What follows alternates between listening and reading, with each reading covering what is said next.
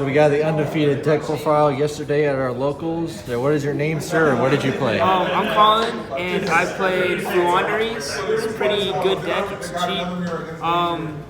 And yeah, we can get into the profile. Go ahead and show us the cards. So first for the main deck for the big birds, I played one M-Pen, which isn't standard, but the others are mainly standard. One Apex Avian, and then we played two Ryza.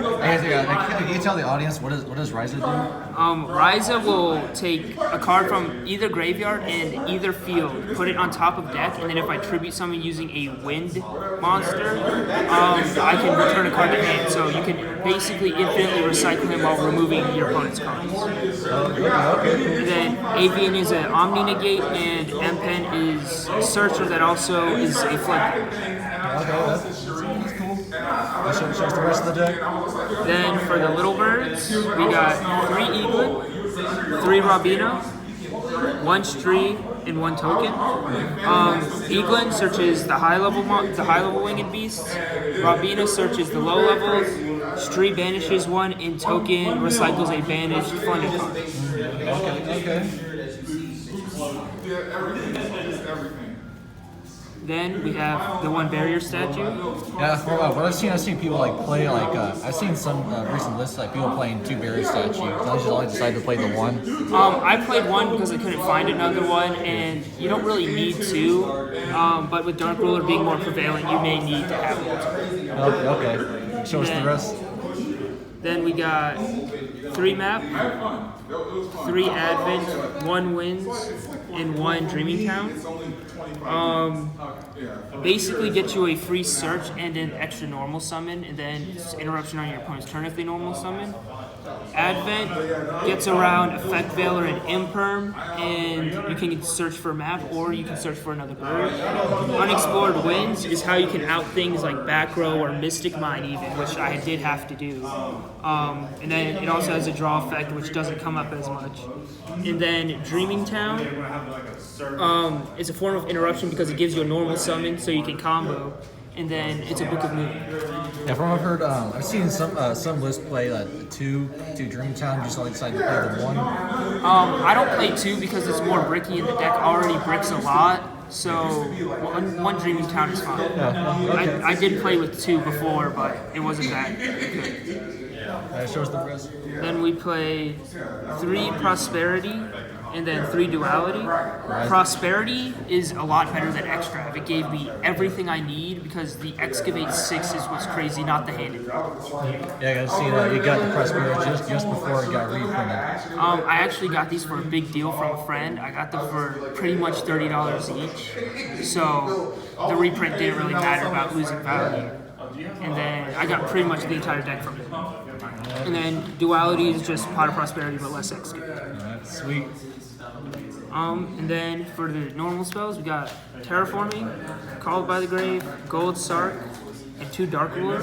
I play 2 Dark Ruler because it's bricky, and you don't need to see it all the time since you'll mainly be going first. Gold Sark gets you a bird from deck, so that's good. Called by lets you stop the droll and stop anything else you need. And Terraforming gets you the field spell. Yeah, I've seen some recent lists that people have been cutting Gold Sarcophagus, but it seems like you're the only one that plays it. It's a good card. There's no reason not to play it. It's basically just another bird. Yeah, I don't understand. Why are the people not playing it? Because they're bad. Yes, they are. Hey, go ahead, show us the rest. Then we got 3 Harpy's Featherstorm. I play this in the main because if you draw it going second, you're just gonna set it, and then your opponent goes. They'll have no OTK because their effects will be negated basically. And then if you know you're going second, you can side it out for other stuff. And then if you go first, this stops a lot of damage. Okay. And then for the hand traps, we got 2 DD Crow, 3 Shifter. I drew Shifter every single round of the tournament, so every game that I was playing, it was most likely going to be a Shifter, so Shifter really carried. And then DD Crow is searchable with the little birds, and it's just really good. Yeah, people were saying Shifter's going to get banned on the next list or hit. It's not going to get banned because of how exclusive it is. There's pretty much only Flunder that can play without having to hurt itself.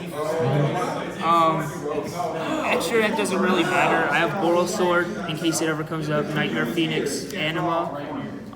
This is for if you get Dark Angel and you have nothing, then you'll just have to try and Prosperity for a map or the trap.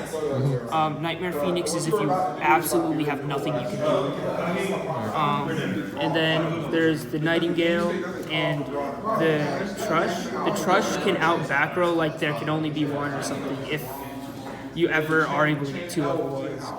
And then Nightingale can attack directly in case you ever go against Dynamo. And then the rest of the extra deck doesn't matter. I just put in my Dragoonity stuff for good luck. What is this? Dragoonity? I mean, it did give me luck. And then for the side deck, I kind of threw the side Got deck. some spice in there? No, I threw it together the night before the tournament, so it's not that crazy. We got 2 Ghost Ogre. I put it in, I put it in the side deck. I never put it in the main deck at all. 1 Dark Ruler, because if you're going second, you just put this in, and based on the matchup, you can swap out the Harpies, Featherstorms for whatever. Then we got Back Row Hate. This came in handy because Mystic Mine hurts. Some Sprite back row can hurt, and then against tier limits, you'll want to get rid of the Suliak. Then we got 2 Imperm. I put it in, I never saw it, so I don't really have an opinion on the card, but it's a trap and it's a negate, so. Yeah, plus Imperm's kind of good right now since a lot of people are maining talents, and Imperm does get around talents. Yeah, and also most people summon red to protect their Splite and not Carrot. So that gets around gigantic. Then we got 3 D-Barrier, 3 Solemn, and a Red Reboot. Red Reboot will get around traps like there can only be one or anything that'll really hurt you because this just stops it. Solemn, it's a really great card. Every deck should be siding it because it does so much for just the cost of your life points. And if you're gonna die by 4,000 life points, you're most likely losing that game anyways. And then Dimensional Barrier is crazy. It stops branded tier limits. It already just hurts tier limits. Against Splite, it'll stop so much.